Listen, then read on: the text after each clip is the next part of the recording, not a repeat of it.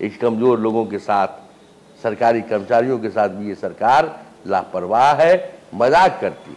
आज सरकार कोई मॉडल दिखाया इस तरह का मामला। और सीता माता के मंदिर निर्माण में राज्य सरकार की इच्छा शक्ति नहीं है। कई संस्थाएं के द्वारा वहां पर भव्य मंदिर बनाने की योजना बनाई गई है। निर्धन निर्मल हमने विकास किया है, संकट में लोगों को जीवन दिया है, जीवन की रक्षा किया है। विकास की अनंत गाथाएं हमारी पूंजी है। कार्यकर्ताओं की ताकत, जनता का आशीर्वाद भारतीय जनता पार्टी के साथ है। हम इस बलबूते पर चुनाव मैदान में जाएंगे और सफल होंगे।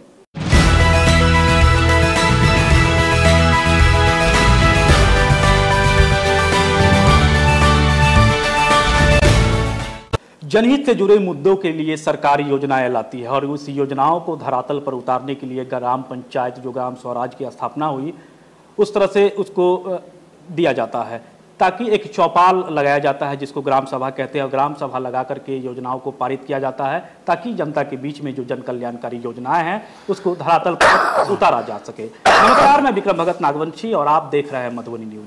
मधुबनी न्यूज का खास चौपाल कार्यक्रम में आप सभी का बहुत बहुत स्वागत है। आज इसी चौपाल में हम बात करेंगे जनहित से जुड़े मुद्दे पर और जो जनप्रतिनिधि हैं वो कैसे काम करते हैं, इन तमाम चीज़ों पर हम लोग आज बात करेंगे। हमारे साथ हमारे अतिथि के रूप में हैं विधान परिषद सदस्य घनश्याम ठाकुर जी। घनश्याम ठाकुर जी, आपका बहुत बहुत स्वागत। आभार आपका, आपने अपने स्टूडियो में मुझे आमंत्रित किया, इसके लिए मैं आपका, आपके पूरे टीम का आभार प्रकट करता हूँ। घनश्याम जी, हम शुरुआत करते हैं कि आपके पिताजी का निधन हुआ था, दिल्ली से बुलावा आया, आप गले में उतरी लिए, आप दिल्ली चले गए। लगातार शीर्ष नेतृत्व से आपकी बातचीत हुई, लेकिन मामला बिगड़ते देख आप फेसबुक लाइव आए। लाइव आने के बाद जब विधानसभा चुनाव आया तो लगा कि घनश्याम ठाकुर निर्दलीय उम्मीदवार बनकर भाजपा को जो है करेगा, तो क्या, लेकिन जब चुनाव आया तो आप भाजपा के लिए चुनाव प्रचार करते नजर आए। क्या कुछ था वो वाकया, ये बताएं। मुझे पार्टी के मेरे पिताजी का देहावसान हो गया था और तीसरा दिन था जी। मुझे दिल्ली से पार्टी के प्रदेश अध्यक्ष जी के द्वारा फोन सूचना आया कि आपको दिल्ली जाना है, और प्लेन का टिकट भी मुझे हवाई अड्डा पर ही दिया गया। आप समझ सकते हैं, जो उतरी लेकर के घर में बैठा वो व्यक्ति प्लेन का टिकट अचानक कैसे दिल्ली जाए। टिकट दिया गया। जब मैं गया, मुझे बताया गया था आपका टिकट नहीं पर टिकट फाइनल हो गया, आप टिकट ले आइए। तो मैं बड़ी उत्साह के साथ गया था जी। जब वहाँ गया तो मुझे कहा गया, जो देखिए ऐसा हो गया, जो कुछ परिस्थितियाँ के कारण आपको टिकट नहीं मिल पाएगा जी। क्योंकि जो अभी वर्तमान विधान पार्षद है उनको ये टिकट दिया जाएगा, जो पूर्व विधायक थे आपको विधान पार्षद बनाया जाएगा जी। मैं वापस, फिर टिकट कटा दिया गया। मैं वापस सुबह संचय किया। उसके बाद मैंने वहाँ कहा दिया यही कहना था तो मुझे फ़ोन पर भी बता देते तो मुझे यहाँ बुलाने की क्या आवश्यकता थी। शायद आपको याद होगा मैंने फेसबुक लाइव आया था जी। उसके बाद जी। पीड़ाएँ स्वाभाविक थी, सभी लोग मेरे पास आए, सभी लोगों का लोग दबाव था, कार्यकर्ताओं का दबाव था। तो मैंने अपने कहा मैं भारतीय जनता पार्टी में हूँ, भारतीय जनता पार्टी में रहूँगा, भारतीय जनता पार्टी छोड़ के मैं कहीं जाने वाला नहीं हूँ। आप मेरे लाइव को देखे होंगे, मैंने पार्टी के प्रति, मुझे बुलाया गया, मैंने अपनी पीड़ा को प्रकट किया था, लेकिन पार्टी के प्रति मेरी प्रतिबद्धता, मेरी निष्ठा कायम उस समय में भी थी। उस प्रतिकूल परिस्थिति में भी मेरी निष्ठा पार्टी के प्रति बनी हुई थी जी। उसके बाद मैंने धैर्य रखा। आपने सही कहा, जो मुझे फिर क्यूटी विधानसभा, विधानसभा में पार्टी के द्वारा मैं पिताजी के श्राद्ध कर्म से निवृत्त हुआ तो मैं अपने पार्टी के काम में अपने कर्तव्य पथ पर दौड़ चला, मैं लग गया। आप बचपन से ही हिंदुत्व को मानते थे, महज 15 साल की उम्र में आप आरएसएस ज्वाइन कर लिए। क्या लग रहा था कि उस समय आप सोच लिए थे कि हम राजनीति में जाएंगे? नहीं, उस समय में हुआ क्या था कि मैं जब 8वां में पढ़ रहे थे तो मैं 77 का मूवमेंट था जी। मैं बच्चा था और उस समय में कांग्रेस के प्रति, कांग्रेस के आतंक के प्रति, मैं 8वीं का छात्र था, मैं बच्चा से ही थोड़ा तेज था जी। समझने में। और मैं अटल बिहारी वाजपेयी के भाषण को सुना तो सभी के प्रति, अटल बिहारी वाजपेयी के प्रति, और जयनगर में रहने के कारण संघ का शाखा टाउन क्लब मैदान में लगता था, जो भी रेलवे का मैदान है अभी फ्लाईओवर बन गया है। तो संघ के शाखा में जाना तो एक लगाव हुआ। और अटल बिहारी वाजपेयी को मैं अपने राजनीतिक जीवन का आदर्श मानते हैं। उनके जीवन दर्शन, उनके वैचारिक बौद्धिक प्रतिभा, बौद्धिक क्षमता के प्रति मेरा आकर्षण हुआ, और किसी नेता के प्रति मेरा कोई आकर्षण नहीं था, जिसके कारण मैं बाल्यकाल अवस्था से ही आरएसएस में जुड़ गए। उसके बाद में मैं 82 से भारतीय जनता पार्टी के में आप राजनीतिक जीवन की शुरुआत 1982 से आपने की। एक पंचायत अध्यक्ष से आपने अपने राजनीतिक करियर की शुरुआत किया था। सफर आपका एमएलसी तक पहुंचा है, क्या कुछ सफर आपका रहा और आगे क्या यात्रा आपका रहने वाला है? मैं एमएलसी के साथ साथ भी भारतीय जनता पार्टी उत्तर बिहार भारतीय जनता पार्टी का सह संयोजक भी हूँ जी। ये भारतीय जनता पार्टी में एक नया पद का सृजन किया गया है जी। मैं पार्टी के हमेशा किसी न किसी पद पर लगातार रहा हूँ। 82 से लेकर आज तक मैं जनप्रतिनिधि बना हूँ। ये मेरे लिए सौभाग्य का विषय है। पार्टी ने मेरे प्रति एक विश्वास प्रकट किया जी। और मैं इसका भी एक जनप्रतिनिधि के रूप में मैं अपने कर्तव्य के प्रति भी साकांक्ष और सावधान रहता हूँ। मैं कर्तव्य पालन में लगा रहता हूँ। बात करते हैं विकास की, तो प्रधानमंत्री जी के बारे में तमाम जो बातें हैं, भाजपा के लोग हैं प्रचार प्रसार कर रहे हैं, जो भी योजना है इसके बारे में, लेकिन बिहार सरकार कहती है कि भाजपा सिर्फ बेरोजगारी, महंगाई और समाज को बांटने का काम कर रही है। सबसे जीता जागता प्रधानमंत्री सिर्फ कहते हैं, करते कुछ नहीं है। प्रधानमंत्री खाद्यान्न योजना जो मुफ्त में लोगों को 84-85 करोड़ लोगों को खाद्यान्न मिलता है, ये एक योजना का कोई जवाब है नीतीश जी?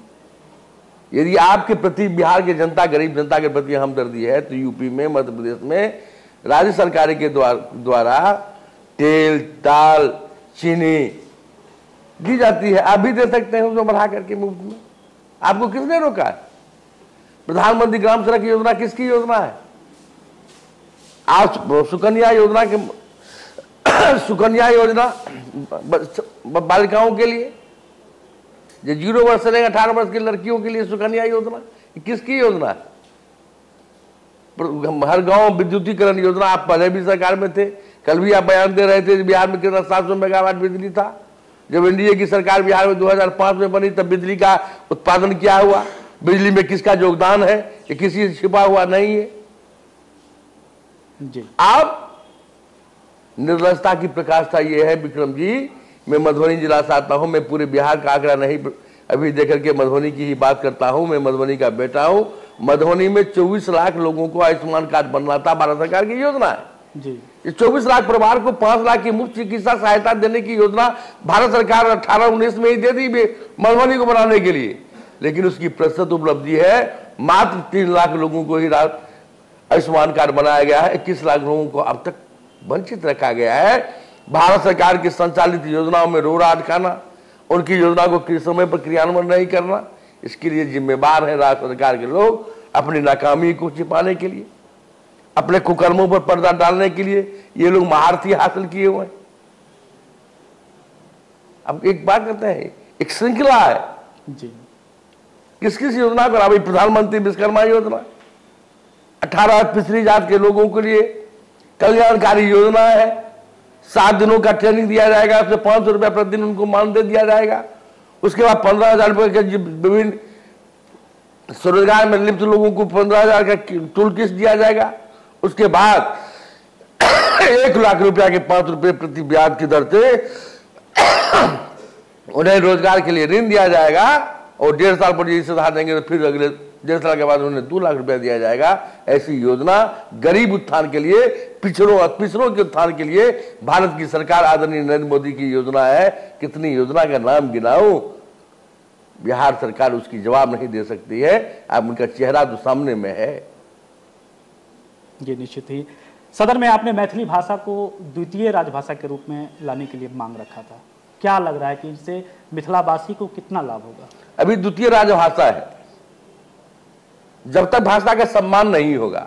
जी। हमने मैथिली भाषा के सम्मान के लिए, जो अष्टम अनुसूची में मैथिली भाषा है, इसको द्वितीय राजभाषा में कई भाषा को जोड़ा जा सकता है द्वितीय राजभाषा के रूप में।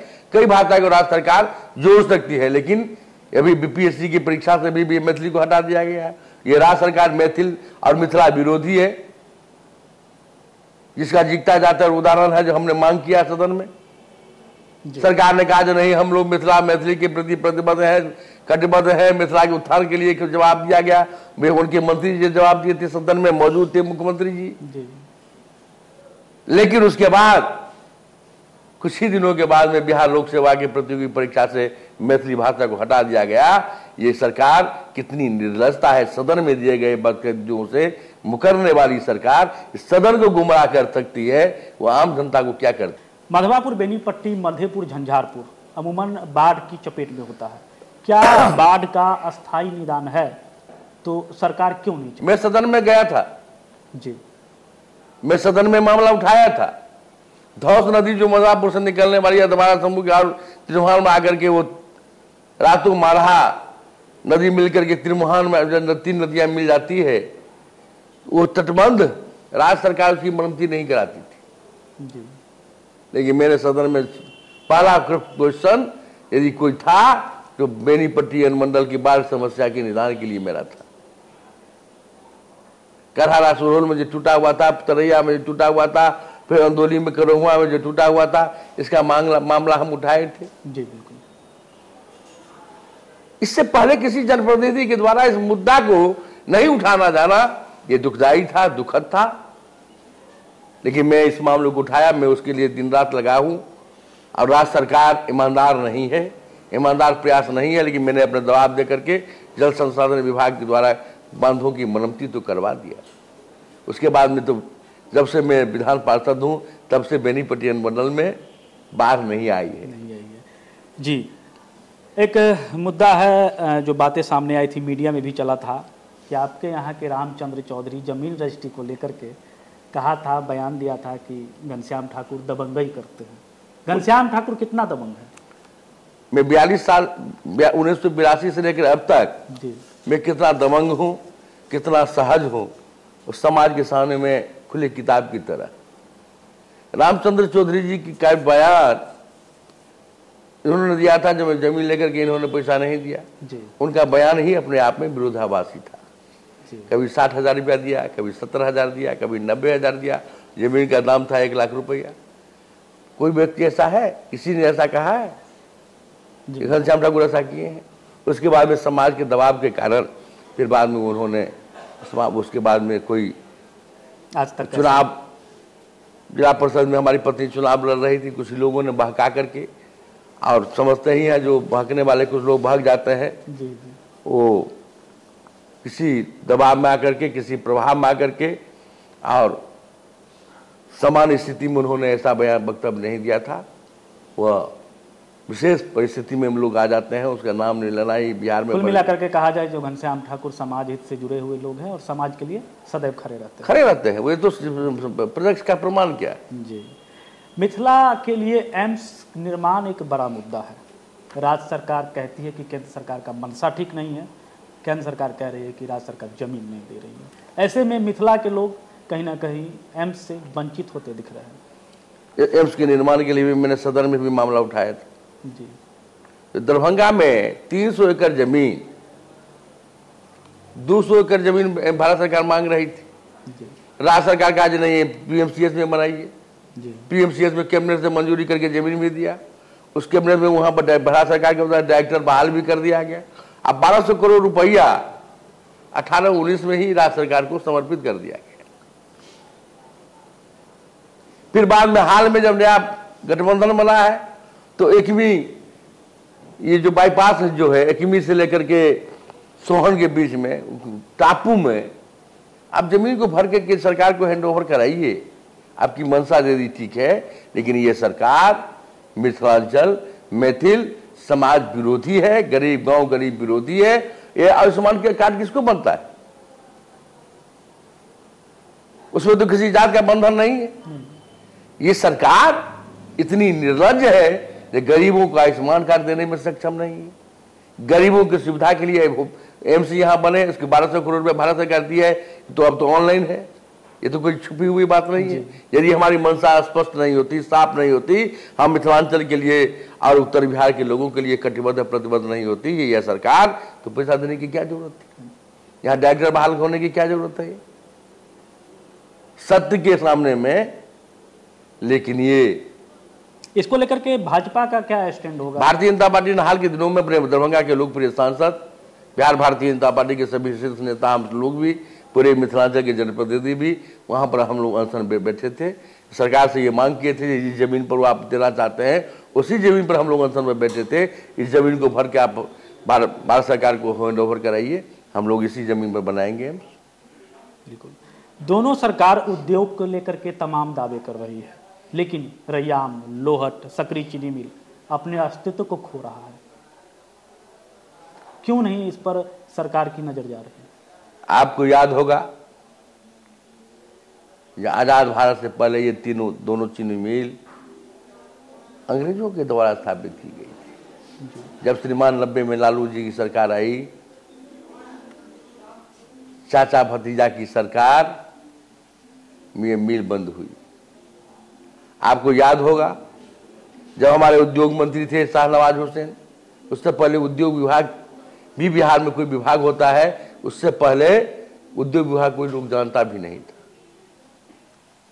आज पंडोल के सूता फैक्ट्री में लेदर की कारखाना स्वीकृति हुई है, काम चल रहा है। आज लोहट में इथेनॉल की फैक्ट्रियां निर्माणाधीन है, अगले साल तक उसमें काम स्टार्ट हो जाएगा। रैयाम में भी हम लोग लगे हुए हैं, क्योंकि गन्ना, सिर्फ गन्ना उत्पादन से, चीनी बनाने से लोगों को या जो व्यवसायी है वो व्यवसायी को लाभ नहीं होता था, इसलिए इथेनॉल बनाना। अब इथेनॉल के लिए अब जिस प्रकार से आदरणीय नितिन गडकरी जी, पहले तो क्षमता कम थी, अब तो बिहार भारत सरकार ने क्षमता भी दे दिया है, ये जितना बनाओगे हम लेंगे।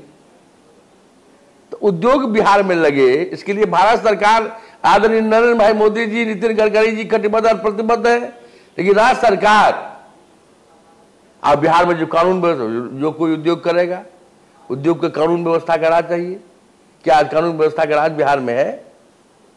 आम जन चाहल घाट से आप आते हैं, सीमांचल के इलाके से आते हैं, किस प्रकार से दहशत के माहौल में लोग जीते हैं। आप सभी रात लोग दहशत में रात गुजारते हैं, यह छुपी हुई बात नहीं है।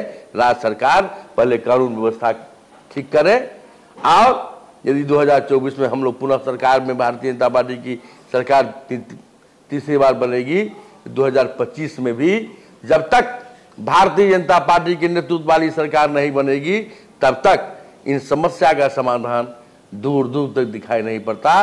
क्योंकि ये चाचा भतीजा की सरकार बिहार को तबाह, गरीबों के साथ खिलवाड़, गरीबों के साथ मजाक करने के ही माहिर है, माहिर खिलाड़ी। केंद्रीय विद्यालय मधुबनी के लिए एक बड़ा मुद्दा है। भूमि का चयन भी हो चुका है, प्रस्ताव भी जा चुका है, लेकिन केंद्र के द्वारा अब तक इस दिशा में पहल नहीं किया गया। जमीन कहाँ दिया गया है? जमीन का प्रस्ताव कहाँ दिया गया है? मुझे तो ज़्यादा मालूम नहीं है। हम लोग, हमारे सांसद डॉक्टर अशोक यादव जी कई बार इस मामला को उठाए, लेकिन यदि कोई प्रस्ताव है यहाँ से भेजा गया है तो यहाँ से प्रस्ताव सीधे भारत सरकार को, जिला नहीं भेजा होगा, जिला भेजा होगा राज्य सरकार को। राज्य सरकार भेजी या नहीं भेजी है? राज्य सरकार यदि भेजी रहती तो मैं वादा करता हूं कि 1 महीना से ज्यादा केंद्रीय विद्यालय निर्माण में, चूंकि आदरणीय धर्मेंद्र प्रधान जी युवा मंत्री हैं और जवाबदेह मंत्री हैं और सरकार, लेकिन ये तो फाइल में ही, बिहार में ही घूमता होगा। मधुबनी सदर अस्पताल में आईसीयू के लिए वेंटिलेटर करोड़ों का है, लेकिन इसकी सोलर और बैटरी तक की चोरी धीरे धीरे जारी है। अब तक जो वेंटिलेटर है उसको जगह पे लगाया नहीं गया है। विक्रम जी, आपको ये भी याद होगा आईसीयू वार्ड की भर्ती व्यवस्था के लिए जब देश कोरोना संकट में जूझ रहा था, उस समय भारत सरकार के द्वारा मधुबनी में सदर हॉस्पिटल में, जयनगर अनुमंडल अस्पताल में, झंझारपुर अनुमंडल अस्पताल में ऑक्सीजन प्लांट लगाया गया। ये सच है या नहीं? और ये तो राज्य सरकार के अधीन का मामला है। राज्य सरकार इसके लिए जवाबदेह है। राज्य सरकार कितनी संवेदनशील है। ये तो सदर हॉस्पिटल और अभी जो बहुमंजिला भवन बन रहा है वो भारत सरकार के राशि से बन रहा है। अब भारत जो स्वास्थ्य व्यवस्थाएं ढांचा बुनियादी ढांचा ये बन रही है वो सारी राशि भारत सरकार के द्वारा संचालित हो रही है। और ये सरकार, आप जन स्वराज की बात करते हैं, गांधी जी की सपना की बात करते हैं, ये सरकार इतने ये ग्राम पंचायत के मुखिया के अधिकार को कटौती करके जल नल में भारत सरकार जो पैसा देती है 15वीं वित्त आयोग में, 16वीं वित्त आयोग में, 5वीं वित्त आयोग में, 6वें वित्त आयोग में, उस राशि का डाइवर्सन करके अभी राशि ग्राम पंचायत का है, एजेंसी तय करेगा राज्य सरकार, और मुखिया पैसा उस राज्य सरकार को भेजे। ये कैसा मजाक है। मैंने ग्राम पंचायत की राशि से यदि तुमको ये करना है, राज्य सरकार को करना है तो अपने बलबूते करे। ग्राम पंचायत स्वतंत्र है, लेकिन ग्राम पंचायत की स्वतंत्रता पर कई हमारे मुखिया पंचायत समिति के लोग आंदोलन पर उतारू हैं। हमारे आंगनबाड़ी सेविकाएं बहनें अपने अधिकार के लिए बोलिए तो एक समान मजदूरी भी उसको नहीं मिल रहा है। कचहरी सचिव को 5,000 का तनख्वाह मिला है। आप विकास मित्र को तनख्वाह बढ़ा दिए, बड़ी चावसी की बात की, लेकिन वहीं पर कचहरी सचिव का क्या अपराध है, आंगनबाड़ी सेविका सहायिका का क्या अपराध है। हम पूछना चाहते हैं आपके स्टूडियो के माध्यम से, राज्य सरकार जवाब दे इसके लिए पक्षपातपूर्ण निर्णय क्यों। घर में कोई बीमार है, कोई कमजोर है तो लोग दवा या दूध कमजोर को देती है, सक्षम को नहीं देती है। इस कमजोर लोगों के साथ, सरकारी कर्मचारियों के साथ भी ये सरकार लापरवाह है, मजाक करती है। जी बिल्कुल। हर चुनाव में पिछले बार देखा गया है कि भाजपा जब केंद्र की चुनाव लड़ी है, राम मंदिर एक मुद्दा रहा है। राम मंदिर अब निर्माण भी हो रहा है। सीता मंदिर का निर्माण कब होगा? फुलहर जैसे फुलवारी है जहां माता सीता आया करती थी, कल्याणेश्वर है, विश्वामित्र स्थान है, महाभारत काल से जुड़े हुए तमाम जो स्थल हमारे मधुबनी में है, लेकिन इसका जो समुचित विकास है, विकास नहीं हो रहा। विकास हो जाए तो निश्चित है कि पर्यटन है वो हमारे मधुबनी में आएंगे और रोजगार के अवसर प्रदान होगा। आपने रामायण सर्किट भारत सरकार ने बनाया है जी, और ये मामला भी मैं सदन में उठाया था जी, क्योंकि राज्य सरकार के पास में न इच्छा शक्ति है न कोई योजना है। जब तक ये राज्य सरकार रहेगी तब तक रामायण सर्किट में फुलहर स्थान आएगा कि नहीं आएगा, गिरजा कल्याणेश्वर स्थान आएगा कि नहीं आएगा। ये सभी रामायण सर्किट से जुड़ा हुआ मामला है। और भारत सरकार यदि विकास नहीं करती तो जयनगर से, जहानाबाद से लेकर जयनगर तक एक्सप्रेसवे का निर्माण की स्वीकृति भारत सरकार ने दी है। आज गोरखपुर से सिलीगुड़ी, जिसमें 100 किलोमीटर के लगभग मधुबनी जिला में वो सड़क एक्सप्रेसवे की स्वीकृति दी है। अब अभी जिस भारतमाला की सड़क की बात करते हैं, गांव से लेकर के सहारगार होकर के उज्जैन भगवती होकर के जिस सड़क के किनारे हम बैठे हैं, भारतमाला योजना में NH की स्वीकृति भारत सरकार ने दी है। क्या इसमें भी राज्य सरकार का पैसा है? राज्य सरकार कोई मॉडल दिखाए सड़क का मामला। और सीता माता के मंदिर निर्माण में राज्य सरकार की इच्छा शक्ति नहीं है। कई संस्थाएं के द्वारा वहां पर भव्य मंदिर बनाने की योजना बनाई गई है। और अभी लोग कहते थे ये भारतीय जनता पार्टी के लोग सौगंध वहीं खाएंगे, मंदिर वहीं बनाएंगे, नारा देंगे, बनाएंगे नहीं। लेकिन हम तो बना दिए, उद्घाटन की तिथि भी जारी कर दिए कोई। और जिस दिन भारतीय जनता पार्टी की बिहार में सीता माता की कृपा से सरकार बनेगी और यूपी में योगी जी की सरकार बनी है, तो अयोध्या में राम का मंदिर बना है, काशी विश्वनाथ में काशी कॉरिडोर का निर्माण हुआ है, और मथुरा में भी कॉरिडोर के निर्माण में न्यायालय के निर्णय के आदेश का अनुसार हम लोग, ये हमारी सरकारें, भारत की सरकारें हो, राज्य की सरकारें हो, वहाँ पर जन भावना सनातन के मानने वाले लोगों की भावना के अनुकूल भी काम करेंगे, या दूसरे समुदाय के लोग भी हैं उनकी भावना का भी सरकार कानूनी रूप से न्याय के साथ विकास करने की बात हम करते हैं, ये नहीं करते। बिहार में भाजपा की सरकार बनेगी तो सीता मंदिर का निर्माण होगा, निश्चित बनेगा। बेरोजगारी और नफरत की राजनीति को लेकर के भाजपा को घेरने का पूरा मन बना चुका। भारतीय जनता पार्टी विकास के एजेंडा पर चुनाव लड़ी है। भारतीय जनता पार्टी निर्धन निर्मल हमने विकास किया है, संकट में लोगों को जीवन दिया है, जीवन की रक्षा किया है। विकास की अनंत गाथाएं हमारी पूंजी है।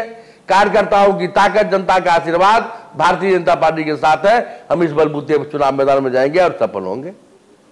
बिहार में जाति आधारित गणना हुआ है, इससे लोगों को कितना लाभ होगा और बिहार की राजनीति पर कितना असर पड़ेगा? ये जातीय गणना ही अपने आप में फरेब है।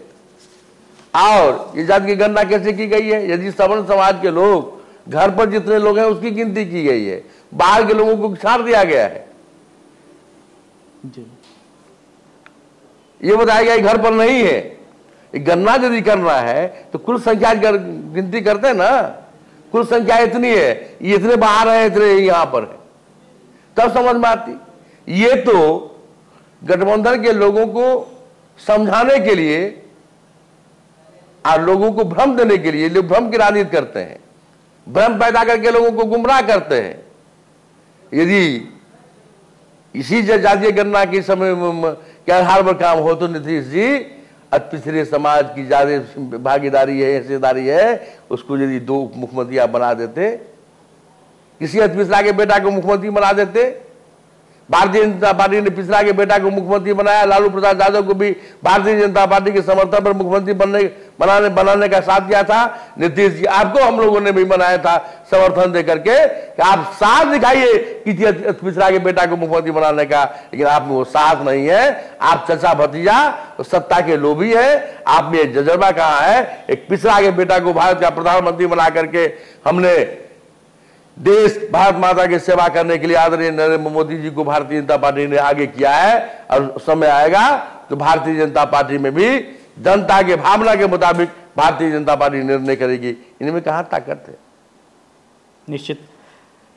जयनगर से सीतामढ़ी तक प्रस्तावित रेल लाइन ठंडे बस्ते में डाल दिया गया है। क्या मोदी सरकार इस पर कब तक विचार करेगी? देखिए, ये मामला सदन में भी उठा था। जी। बेनीपट्टी मधुबनी बेनीपट्टी पुपरी का मामला हो, सीतामढ़ी जयनगर हरलाखी उमगांव के सुरसंड होकर के मामला हो, ये सब मामला उठा था। और आप देखे होंगे पहले रेलवे लाइन विद्युतीकरण कितनी थी जी, रेलवे ट्रैक कितनी मजबूत थी। आज वंदे भारत ट्रेन जैसे लोग चल रहा है। रेलवे नित्य नए कीर्तिमान भारत की सरकार कर रही है और हम उपेक्षित हैं, हम पीड़ित हैं। ये मांग जायज है। इसके लिए भी चरणबद्ध तरीके से सर्वे के लिए शायद भारत सरकार इसे सूचीबद्ध की है, सर्वे की जा रही है। मुझे उम्मीद है आगे आगामी जो तीसरी बार हमारी सरकार बनेगी, तीसरी सरकार में यह भी सपना लोगों को पूरा होगा। आज प्रशांत किशोर मधुबनी में है, लगातार 1 महीना तक रहने वाले हैं। लोगों को घर घर जाकर के बता रहे हैं कि बीजेपी फेल है, बिहार की इंडिया जो गठबंधन है वो फेल है। आप सही लोगों के साथ चले, कितना असर पड़ेगा प्रशांत किशोर? प्रशांत किशोर जी, सभी लोगों को अपनी अपनी बात करने का छूट है लोकतंत्र में। जी। पहले वो प्रोफेसर थे जी, या चुनावी रणनीतिकार थे, अब चुनावी समर में आए। क्या असर होगा जनता में तो हमें कोई असर नहीं पड़ता है। कुछ लोग जो व्याकुल भारत के लोग होते हैं, हम लोग होते हैं व्याकुल भारत के लोग हैं, जिनको टिकट कहीं से नहीं मिलेगा, वैसे वैसे कुछ लोग उनके साथ हो जाएंगे। लेकिन कोई आधार, और भारतीय जनता पार्टी का एनडीए का आधार है, आधार वोट है। और जनता में हमारा जो विकास काम है वो काम है।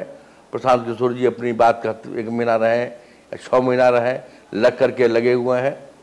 और यदि आप कहते हैं ये सरकार फेल है, ये सरकार बनाने के काम आप ही ने किया था प्रशांत किशोर जी, इसका जवाब देख कौन देख बनेगा? यदि ये लोग फेलियोर थे, इस सरकार को आप बनाए क्यों? इसकी जवाबदेही कितने हैं? असली पापी तो आप हैं, इसका जवाब तो दीजिए। ये गड़बड़ है, गलत लोग है, आप कर रहे हो। तो गलत लोगों को साथ किसने दिया? किसने इसे महिमा मंडित करके यहां लाया? कुल मिलाकर के कहा जाए प्रशांत जी जो कर रहे हैं, किए क्या है? कथनी और करनी में अंतर क्यों दिख रहा है प्रशांत जी? चलिए, बहुत बहुत धन्यवाद घनश्याम जी। आप प्रशांत जी, आप एक पेशेवर लोग थे, अभी राजनीतिक क्षेत्र में आप आए हैं, आपका स्वागत है। मधुबनी मिथिलांचल के धरती में वसुधैव कुटुंबकम की ये धरती है, अब मिथिला में आप पाहुन बन के आए हैं, आपका सम्मान है, आपका स्वागत है। लेकिन जिस राजनीतिक खेल को आप खेलना चाहते हैं, वो खेल, आपके खेल को सभी लोग पकड़ रख चुके हैं, ये मिथिलांचल है, जहां पर मंडल अयाची, विद्यापति, लोरी, सरेश, दीना बद्री जैसे महापुरुष हुए हैं। ये वीरों की धरती रही, बलिदानियों की धरती रही है, विद्वानों की धरती रही है। इस श्रृंखला के हम उत्तराधिकारी हैं। ऐसे महापुरुष विद्वानों की धरती पर आप कुछ कह के लोगों को गुमराह नहीं कर सकते हैं। अपना प्रयास करिए, अच्छा है, हमारी शुभकामना है। लेकिन सत्य तथ्य आपकी कथनी, आपकी करनी में लोग समझ चुके हैं।